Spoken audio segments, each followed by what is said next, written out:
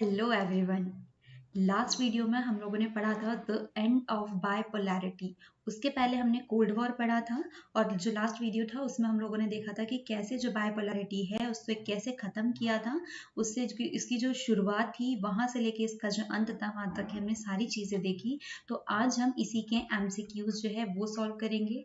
ठीक है, इसी के साथ में इसका जो एक छोटा सा क्विक वाला रिवीजन होता है इसके क्वेश्चंस के साथ में, इसके ऑप्शंस के साथ में, वो भी देखते हैं। तो चलो स्टार्ट करते हैं द एंड ऑफ बाइपोलैरिटी के MCQs.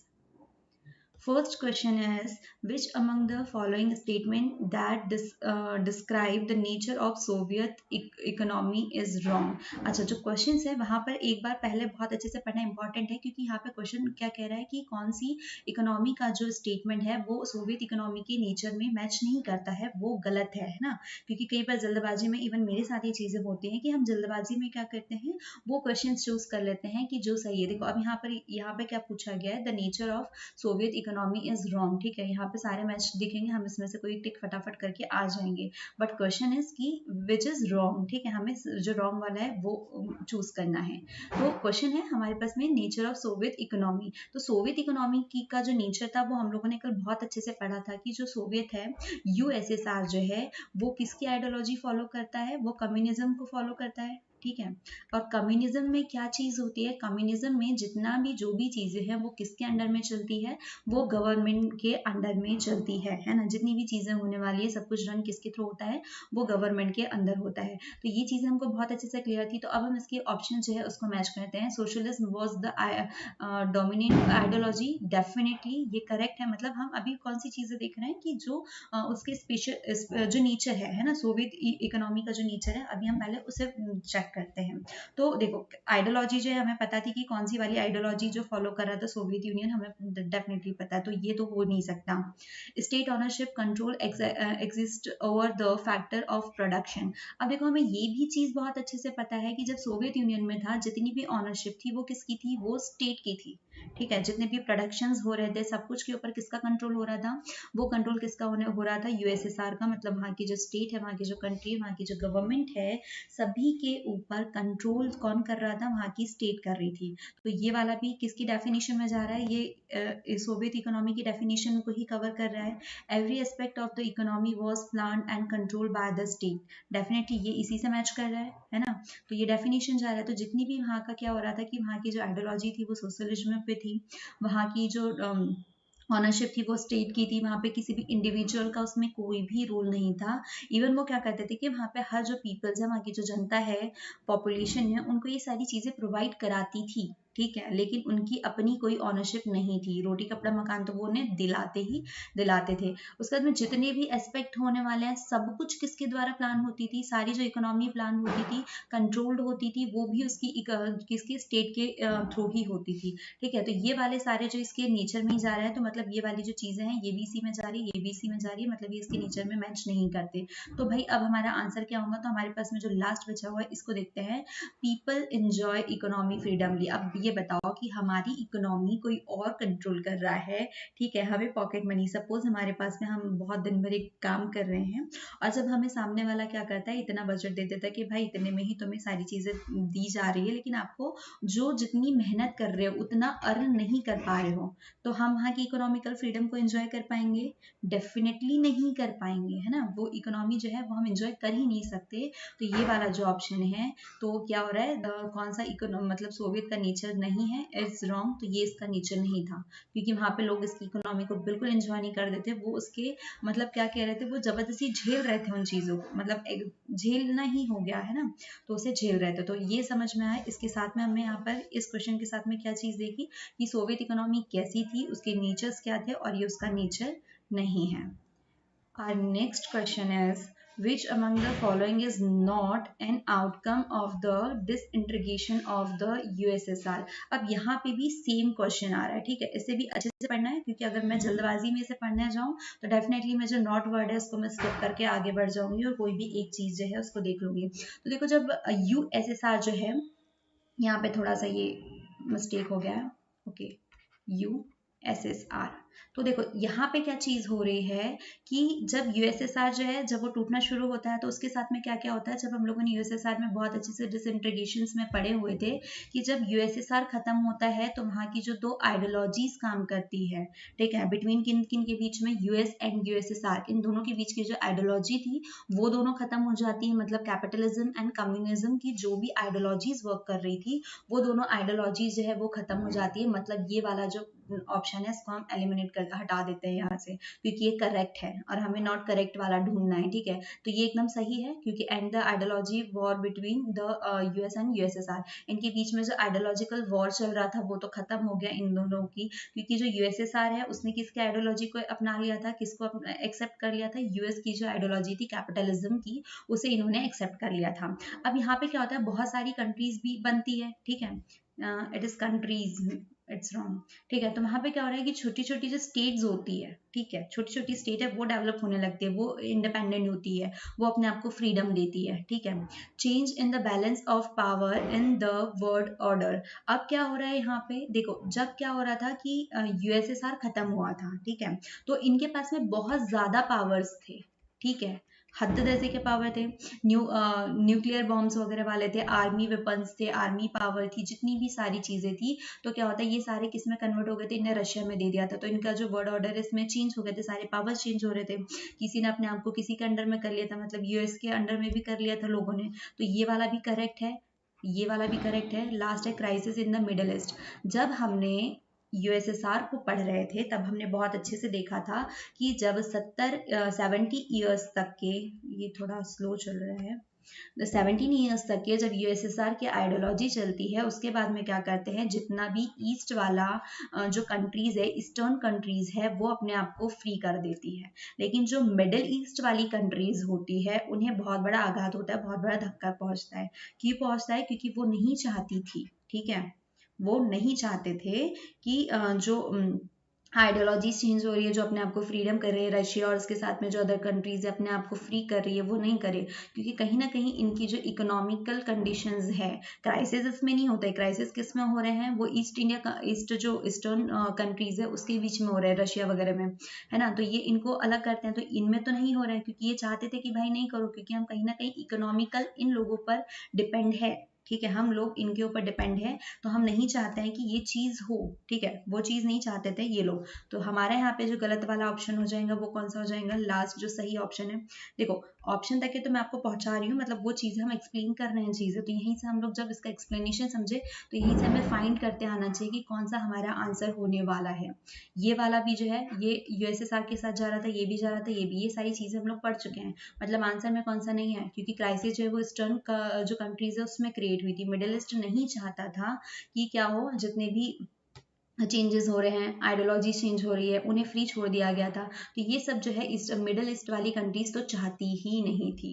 Next question, in which year Gorbachev become general secretary of the Communist Party of USSR. देखो अब गार्बचेव जो है, अब इस क्वेश्चन को देखते हैं। हम लोगों ने जब चैप्टर स्टार्ट किया था, ठीक है, डिसइंटीग्रेशन जब स्टार्ट होता है यूएसएसआर का, तो उसके लिए सबसे मतलब हेल्पफुल कौन रहते हैं, गार्बचेव, है ना। ये चीज हमने कैसे पढ़ी थी कि गार्बचेव क्या करते हैं, जो यूएसएसआर की जो पब्लिक है उसको किससे फैमिलियर कराते हैं, उसको यूएस की जो आइडियोलॉजी है, वहाँ का जो सिस्टम चल रहा है, ये हम लोगों ने बहुत अच्छे से पढ़ा था कि जो गार्बचेव है वो इन सारी चीज़ों से उनको फैमिलियर कराते हैं कि भाई देखो यूएस में कितना अच्छा इकोनॉमिकल जो कंडीशन सिस्टम है वो स्टैब्लिश हो रहा है, सब लोग इंडिपेंडेंट हो रहे हैं, सबकी इकोनॉमी बहुत डेवलप कर रही है ना। तो मतलब गार्बचेव ही वो वहाँ से उनको फ्री करवाते, मतलब फैमिलियर करवाते हैं, उनसे इंट्रोड्यूस कराते हैं कि यूएस की इकोनॉमी कितनी अच्छी डेवलप हो रही है और हमारे यहाँ की नहीं हो रही है, क्योंकि हमारा जो सिस्टम है वो खराब होते जा रहा है, हम इन लोगों के अधीन होते जा रहे हैं,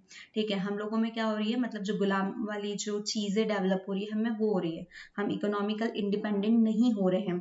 तो ये चीज जो है वो कौन ला करके इनके सामने लगता है, यूएसएसआर वालों के सामने, यूएस की ये जो मतलब फीचर्स है, जो बेस्ट फीचर्स है, वो गार्बचेव इनके सामने लाते हैं। तो गार्बचेव कब आते हैं, जब इनकी जो जनरल सेक्रेटरी कब बनता है, ये 1985 में जो गार्बचेव है वो यूएसएसआर के सेक्रेटरी बनते हैं कम्युनिस्ट पार्टी के, और वो क्या करते हैं, कम्युनिस्ट पार्टी को में कन्वर्ट करने की कोशिश करते हैं। ठीक है, जब ये करने की कोशिश शुरू करते हैं तो यहाँ की जनता तो खुश हो जाती है कि भाई हमें मतलब क्या हो रहा है, हमारे पास डेवलपमेंट आ रहा है, हमें चेंजेस मिल रहे हैं। ठीक है, अब हम चीज़ जो है वो हम भी इंडिपेंडेंट होंगे, हमें भी इकोनॉमिकल सपोर्ट मिलेगा, ये चीज़ें। लेकिन क्या होता है कि जो सिस्टम जो है वो बहुत ज़्यादा खराब होता है। ठीक है, सिस्टम जो है वो खराब है, तो डेफिनेटली कोई अच्छा काम कर रहा है तो वो उसे करने कैसे दिया जाएगा, तो यहाँ पे तख्ता पलट हो जाता है और फिर क्या होता है, यूएसएसआर जो है इन द एंड खत्म हो जाता है। ठीक है, यूएसएसआर ये होता है 70 साल तक एक कम्युनिस्ट पार्टी काम करती है, उसके बाद में क्या होता है, यहाँ से तख्ता पलट हो जाता है और गार्बेचेव भी हट जाते हैं, इनकी जो आइडियोलॉजी है, जो डेवलपमेंट करना चाहते थे, ये भी नहीं होता है। ठीक है, तो आंसर आपको फाइंड हो गया कि कौन सा हमारा करेक्ट आंसर है। ओके, तो 1985 was is correct answer. Sorry for my words. Russia took over the USSR seat in the UNN. अब यहाँ पे ये क्वेश्चन देखो, अब रशिया वाला देखा था कि सबसे पहले जो है रशिया ने क्या किया था, जो नहीं उसके पहले तो एक और कंट्री थी उसने वहाँ पर काम किया था, लेकिन अब जो रशिया वाला आता है तो रशिया ने अपने आप को फ्रीडम कब दी थी। ठीक है, यूएस मतलब उसने आइडियोलॉजी कब एक्सेप्ट कर ली थी, दिसंबर 1991 में। ये हम लोगों ने पढ़ा है कि रशिया जो है वो सबसे पहले करती है, और जितनी भी यूएसएसआर के जितने भी न्यूक्लियर पावर्स थे, आर्मी पावर थे, न्यूक्लियर बॉम्ब्स वगैरह सारे जो पावर्स है वो किस में आ जाते हैं, है ना, कौन हेड लीड कर लेता है, रशिया को। और रशिया के साथ में ही हमारे जो इंडिया के जो रिलेशंस है वो बहुत अच्छे हैं। ये भी हम लोगों ने लास्ट टाइम जब चैप्टर हम लोग एक्सप्लेनेशन देख रहे थे तब ये चीज़ भी हम लोगों ने देख ली। तो कोशिश हम क्या करेंगे कि एक क्वेश्चन में ज़्यादा से ज़्यादा जो इन्फॉर्मेशन है वो कलेक्ट करना। ठीक है, अगर हम एक क्वेश्चन को बहुत अच्छे से सॉल्व करने की कोशिश करते हैं, उससे अच्छे से सीख लेते हैं, तो डेफिनेटली हम एक क्वेश्चन से ज़्यादा क्वेश्चन जो है वो बना सकते हैं। Next question is, which one of the following was not given primacy by the makers of the Soviet system? अब देखो कौन सा, अब सारे में मैंने यहाँ सारे तो नॉट वाले ही क्वेश्चन है भाई, है ना। तो which one of the following was not given primacy by the maker of the Soviet system. अब जो सोवियत सिस्टम था तो वो कौन सा नहीं है। ठीक है, मतलब कौन सी चीज़ नहीं, ये शायद क्वेश्चन जो है इसी से सिमिलरली एक हम जो है ऑलमोस्ट कर चुके हैं। Abolition of private property. अब जितनी भी प्राइवेट प्रॉपर्टीज थी, ठीक है, जितनी भी प्राइवेट प्रॉपर्टीज थी उसको कौन कंट्रोल कर रहा था, स्टेट। ठीक है, जितनी भी प्राइवेट प्रॉपर्टीज थी उसको स्टेट ही कंट्रोल कर रही थी, है ना। उन्मूलन हो रहा था, एबोलिशन हो रहा था इनका। Society based on the principle of equality. अब जो यहाँ की सोसाइटी थी, जो सोवियत सिस्टम था, सोवियत सिस्टम को हम लोगों ने ऑलरेडी पढ़ा है, तो वो किसके किस प्रिंसिपल थे, इक्वलिटी। यहाँ पर ना कोई अमीर था ना कोई गरीब था, जितनी भी चीजें थी वो सबके लिए इक्वल थी। ठीक है, जो भी सिस्टम आ रहे थे, जो भी पॉलिसीज आ रही थी, जब स्टार्टिंग में एसएसआर बना था, यूएसएसआर बना हुआ था, तो तब सभी चीजों के लिए, उसके बाद में ये बात है कि वहाँ भ्रष्टाचार अलग फैल गया था, तो हर चीज के ऊपर क्या हो रहा था, सभी के ऊपर इक्वालिटी, ना वहाँ पे कोई गरीब था ना कोई ज्यादा अमीर था। ठीक है, सब चीज इक्वल में थी। No opposition party to be allowed. अब वहाँ पे एक जो है वो एक मुद्दा था सोवियत सिस्टम का, उसका एक खासियत थी कि यहाँ पे जो भी, जैसे हमारे यहाँ इलेक्शंस में क्या होता है, हमारे यहाँ 2-3 पार्टीज जो है वो खड़ी हो जाती है, आम आदमी पार्टी, आम जनता पार्टी, कांग्रेस, है ना, जो भारतीय जनता पार्टी है, सॉरी, भारतीय जनता पार्टी, आम आदमी पार्टी, कांग्रेस, ये सारी जो चीजें हैं ये सारे खड़े होते हैं, है ना, मतलब इलेक्शन जब भी होते हैं ये खड़े होते हैं। ठीक है, तो इनके बीच में जो है वो कंपटीशन चलता है। लेकिन यूएसएसआर में जो सोवियत सिस्टम था यहाँ पे अलाउड ही नहीं था, यहाँ पे एक ही काम करता था, यहाँ पे इलेक्शन में कोई इनके अगेंस्ट खड़ा नहीं होगा, और वो इकलौता जो होता था वही स्टेट जो था वही इलेक्शन में खड़े होते थे, मतलब एक ही पार्टी के अलग अलग लोगों को खड़ा कर देंगे। ठीक है, लेकिन कोई अदर पार्टी जो है यहाँ तक कि कभी किसी की हिम्मत नहीं है कि वो क्रिएट करे। इसलिए सोवियत सिस्टम में क्या किया था, अपना जो समुदाय था, अपनी जो 15 कंट्रीज थी, अपनी जितना भी एरिया था, उन्होंने उसे हमेशा से अलग रखा था यूएस से। ठीक है, क्योंकि वो नहीं चाहते थे कि यूएस की जो आइडियोलॉजी है, वहाँ की जो फ्रीडम है, वहाँ के जो लोग हैं, उनको देख करके हमारे लोग बिगड़े। हमारी कई फैमिलीज में होता है ना कि बच्चों को किसी गलत संगत में नहीं रखा जाता। Similarly no state control over the economy. अब भाई इतनी सारी चीजें पढ़ लिया, यहाँ पे क्या देखा, नो अपोजिशन पार्टी, मतलब सारा जो अपोजिशन है वहाँ पे कोई नहीं होता है। Society based on the principle of equality, सभी लोगों के लिए इक्वल था। प्राइवेट प्रॉपर्टी जो है वो गवर्नमेंट ही थी। तो ये वाला जो ऑप्शन है ये अपने आप में ही एलिमिनेट हो जाता है, वॉज नॉट गिवन प्राइमेसी। ठीक है, ये है ही नहीं। यहाँ क्या कह रहा है, no state control over the economy. जो स्टेट जो इकोनॉमी थी वहाँ पे स्टेट का कंट्रोल नहीं था। भाई क्यों नहीं था, यही तो सबसे बड़ा फीचर है सोवियत यूनियन का। यही सबसे बड़ा फीचर है ना। सोवियत जो सिस्टम है उसका जो सबसे बड़ा नेचर है, जो उसका फीचर है वो क्या है कि जितनी भी इकोनॉमी है वो सारी कंट्रोल्ड है किसके थ्रू, वो किसके थ्रू कंट्रोल है, स्टेट के। ठीक है, तो यहाँ से अगर मैं नो हटा दूं तो इट इज करेक्ट। ठीक है, तो ये वाला ऑप्शन जो है ये हमारा आंसर है कि दैट वाज नॉट गिवन। ठीक है, तो ये वाला इसका हमारा आंसर हो जाएगा। तो सोवियत सिस्टम की आई होप आप लोगों को जितनी भी डेफिनेशन होती है, जो उसका जितना भी वर्किंग जो नेचर है, वो सारी इन 2-3 क्वेश्चंस में आपको बहुत अच्छे से समझ में आ चुकी होंगी। The Russian revolution in 1917 was led by. अब जो 1917 का जो रशियन रेवोल्यूशन था, रशिया का एक और हम लोग देख लिया कि रशिया ने सबसे पहले जो है क्या करता है, इंडिपेंडेंस जो है 1991 में एक बार मिल जाती है, लेकिन जब 1917 में रशियन में रेवोल्यूशन होता है तो वो कौन लेड करता है, तो वो व्लादिमीर जो है वो लेड करते हैं। ठीक है, ये हम लोगों ने लास्ट चैप्टर में पढ़ा हुआ है। Next question is the Soviet union was invented Afghanistan in the year. अब देखो जो सोवियत यूनियन है ये हम लोगों ने देखा था कि सोवियत यूनियन जो है वो किससे भिड़ जाती है, अफगानिस्तान से। ठीक है, सोवियत यूनियन क्या करती है, जब अफगानिस्तान से भिड़ जाती है तो ये भी इसके एक जो क्या बैड फीचर्स में ही आता है। ठीक है, कहीं ना कहीं सोवियत यूनियन के जो फेलियर का रीजन क्या था कि इसकी जितनी भी इकोनॉमी थी इसने किसमें एक्सपेंड कर दी, इसने क्या कर दी, इन सब लोगों से भिड़ने में ही खत्म कर दिया भाई। क्योंकि इन लोगों से बढ़ते तो इसके पास में क्या हुआ कि अपनी कंट्री को चलाने के लिए कुछ पैसा धिला बच्चा नहीं, इसलिए क्या हुआ कि इनकी जो कंट्रीज है वो धीरे धीरे इनसे भागते गई। ठीक है, क्योंकि अभी तक के इनकी जो पब्लिक है इनको सारी चीजें मिल रही थी। अगर मुझे किसी एक मतलब हमें क्या कर दे, घर में पैक कर दिया जाए, यहाँ पे हमें बकायदा टाइम टू टाइम खाने पीने फोन जितनी भी हमारी रिक्वायरमेंट्स है ये पूरी करती जाए, तब तक के हम लोग इसी के अंदर बैठे रहेंगे, हमारे इसमें से कोई आवाज नहीं निकलने वाली कि भाई हमें कुछ मतलब कोई प्रॉब्लम है। क्या होगा जब मुझे पानी पीने के लिए नहीं प्रोवाइड कराया जाएगा, खाने के लिए नहीं कराया जाएगा, मुझे जो फैसिलिटीज प्रोवाइड हो रही है वो बंद कर दी जाए, तो क्या होगा, मैं यहाँ से बाहर निकलने की कोशिश करूंगी। तो यही चीज होती है किसके साथ में, सोवियत यूएसएसआर के साथ में, वहाँ की जो पब्लिक है, जो सोवियत यूनियन का जो पब्लिक है उनके साथ में होती है कि जब इन लोगों ने अपना सारा इन्वेस्ट कहाँ पे शुरू कर दिया, इन लोगों से भिड़ने में शुरू कर दिया। ठीक है, जब वो इन लोगों से भिड़ने में अपना शुरू कर देते तो इनके पास इनके ऊपर खर्च करने के लिए जो है वो पैसा कम बढ़ जाता है, तो इनके साथ में ये प्रॉब्लम होती है। Okay, back to our question. तो सोवियत यूनियन जो है वो अफगानिस्तान के साथ कब भिड़ता है, 1979 में। ईयर्स बहुत अच्छे से याद रखिए। The Berlin wall fall in, Berlin wall के बारे में हम लोगों को पता है, हमने चैप्टर जो है वो जब स्टार्ट किया था तो हमारा जो यूएसएसआर है डिसइंटीग्रेशन वहीं से शुरू होता है बर्लिन वॉल के साथ में। ठीक है, बर्लिन वॉल कब बनती है, 1961 में। ठीक है, 1961 में जब ये वॉल बनती है तो ये कहाँ पर बनती है, बर्लिन में, जर्मनी के, है ना, जहाँ का हिटलर था वहीं पे बनती है।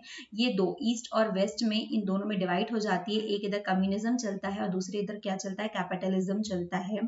तो क्या होता है कि 28 ईयर्स तक के क्या होता है यहाँ पर जो है यही चीजें चलती है, मतलब एक इधर कैपिटलिज्म है, एक इधर कम्युनिज्म है, तो ये सारी चीजें चलती है। 1961 में जो है ये शुरू होता है और ये कितनी लंबी वॉल रहती है, 150 किलोमीटर्स में भी। ठीक है, ये फिर क्या होता है कि 28 साल तक के ये वर्ष तक ये राज करते हैं। मेरा पेन बहुत स्लो चल रहा है। ठीक है, इसके बाद में क्या हो रहा है, इसके बाद में जो कम्युनिज्म वाले हैं उनको कैपिटलिज्म वाले ज्यादा अच्छे लगते हैं, दूर के ढोल सुहाने वाली चीज यहीं पे ये चीज होती है। तो ये क्या करते हैं 1989 में। ठीक है, इन 1989 में, ओके, नवंबर 1989, डेट्स अच्छे से याद रखें, कल भी मैंने इसे हाईलाइट करवाया था। ठीक है, तो ये वॉल जो है वो गिरा दी जाती है और यहीं से शुरू होता है यूएसएसआर के खत्म होने का शुभारंभ। ठीक है, यूएसएसआर जो खत्म होता है तो उसका शुभारंभ कौन करता है, बर्लिन वॉल जो है यही शुभारंभ करता है। तो बर्लिन वॉल कब बनी थी, 1961 में, और खत्म कब होती है, 1989 में इन नवंबर। Next question, which was the first Soviet Republic to declare its independence from Soviet Russia? अब सोवियत रशिया जो है इसे सबसे पहले जो अपनी इंडिपेंडेंस है वो कौन प्रूव करता है, तो लिथानिया जो है, देखो रशिया जो है वो तो करता है, लेकिन यहाँ पे ये हम लोगों ने पढ़ चुके हैं कि जो लिथानिया है, लिथुनिया जो है वो सबसे पहले अपने आप को इंडिपेंडेंट प्रूव कराता है। इसके साथ में और भी कंट्रीज पढ़ी थी, शायद मैंने प्रोनाउंस के चक्कर में शायद ये कुछ कंट्रीज के नाम नहीं लिए हो कल। Next question, when did the Soviet union collapse. अब जो सोवियत यूनियन है भाई, अभी तक के हम लोगों ने पढ़ा था कि अभी तक के जो सोवियत यूनियन है वो तो खत्म होने में आ ही रही थी, ठीक है, ऑलमोस्ट जो है वो खत्म हो रही थी, ठीक है। शुरुआत कब होती है? शुरुआत जब हम लोगों ने देखा कि 1989 में कौन गिरता है, नवंबर 1989 में बर्लिन वॉल जो है वो गिरा दी जाती है, तो तब से इसका शुभारंभ तो शुरू हो जाता है, लेकिन एट द एंड ये जाकर के 1991 में खत्म हो जाती है, ठीक है। ये हमने रशिया वाले इसमें भी पढ़ा कि रशिया जो है अपने आप को इंडिपेंडेंट कब करता है, 1991 में करता है। सारे क्वेश्चन जो है वो आपस में रिलेटेड है, क्योंकि एक ही चैप्टर से और सारी चीजें जो है एक दूसरे से पकड़े हुए हैं। और यहाँ तक कि ये जो हम जितनी भी ये सीरीज चलने वाली है, तो सारे चैप्टर भी एक दूसरे से कनेक्ट करने वाले हैं। Which country in Central Asia witnessed a civil war that went on for 10 years? अच्छा, अब हम लोगों ने जब इसके टेंशन्स थे, जो लास्ट टॉपिक था, जो इसके कन्फ्लिक्ट्स थे, वहाँ पे हम लोगों ने देखा था कि बहुत सारी चीज़ें जो है, जो यूएसएसआर खत्म हो रहा था तो उसके दौरान बहुत सारी चीज़ें हुई थी। तजाकिस्तान वाला जो वॉर था, वो वहाँ पे भी यही वाली चीज़ है ना, जो 10 साल तक के वहाँ पे सिविल वॉर चलता है। सॉरी, ये क्वेश्चन ही वही है, मैं कुछ और रिमाइंड करके बता रही थी। सिविल वॉर, ठीक है, 10 साल तक के जो है वो तजाकिस्तान में क्या चलता है, यहाँ पे वॉर चलता है, ठीक है। 10 साल तक के ये वॉर जो है ये इसी के इफेक्ट होते हैं, किसके, जो सोवियत यूनियन है जब वो खत्म होने लगता है तो ये इसी के इफेक्ट जो है वो चलते हैं। तजाकिस्तान में 10 साल तक के सिविल वॉर जो है वो चल रहा होता है। The successor country of the Soviet union is. अब सबसे पहले जो है सोवियत यूनियन में सबसे पहले जो कंट्री है जिसने इंडिपेंडेंस दिया था, तो लिथुआनिया जो है वो रशिया की कंट्री थी। क्वेश्चन वहाँ पे ये था कि वो रशिया की कौन सी कंट्री थी, ठीक है, तो वहाँ पे वो रशिया की कंट्री थी। लेकिन सबसे पहले तो यही हुआ ना कि किसने अपने आप को फ्री किया, तो वो रशिया ने अपने आप को सबसे पहले क्या करता है, ये फ्री करता है। Next question, the revolution in Russia in 1917 was inspired by idol। अब क्या होता है, देखो 1917 में हम लोगों ने भी एक क्वेश्चन जस्ट अभी पहले पढ़ा कि वहां पर जो है ये शुरू हो जाता है, यहाँ का युद्ध जो है वो शुरू हो जाता है, रिवॉल्यूशन शुरू हो जाता है, तो वो किससे इंस्पायर होता है, ठीक है। अब देखो रशिया का चल रहा है, तो रशिया किसको फॉलो कर रहा है, रशिया तो यूएसएसआर को फॉलो कर रहा है, ठीक है, यूएसएसआर को फॉलो कर रहा है। तो यूएसएसआर में कौन सी चीज चल रही है, वहां पे क्या सोशलिज्म चल रहा है, क्या है ना, कम्युनिज्म या सोशलिज्म चल रहा है, तो डेफिनेटली वो इससे तो इंस्पायर होना नहीं है। ये क्वेश्चन ऑप्शन हमने कैंसिल कर दिया, ठीक है, एलिमिनेशन टेक्निक बोल सकते हैं। अब सोशलिज्म तो भाई यहाँ पे भी आ रहा है, इस ऑप्शन में भी socialism as well as capitalism. मैं ये तब के लिए बता रही हूँ जब आपको थोड़ा बहुत भी कोई इन्फॉर्मेशन पता है, लेकिन जैसे ही आप इस क्वेश्चन को, अगर आपने चैप्टर को अच्छे से समझा है, तो आप सीधे बिना इसमें आ जाएंगे कैपिटलिज्म, क्योंकि ये यूएन की आइडियोलॉजी को फॉलो कर रहा था, ये वहां से इंस्पायर था, तो हम डायरेक्टली लगा सकते हैं कि कैपिटलिज्म।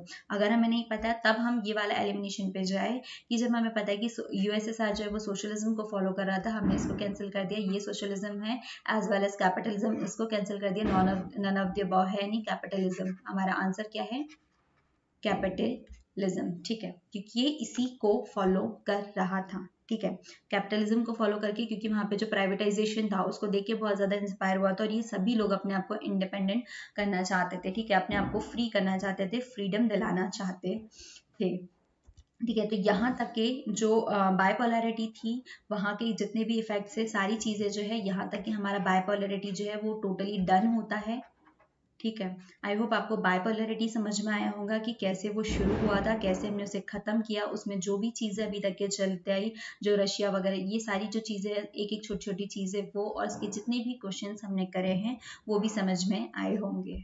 Thank you.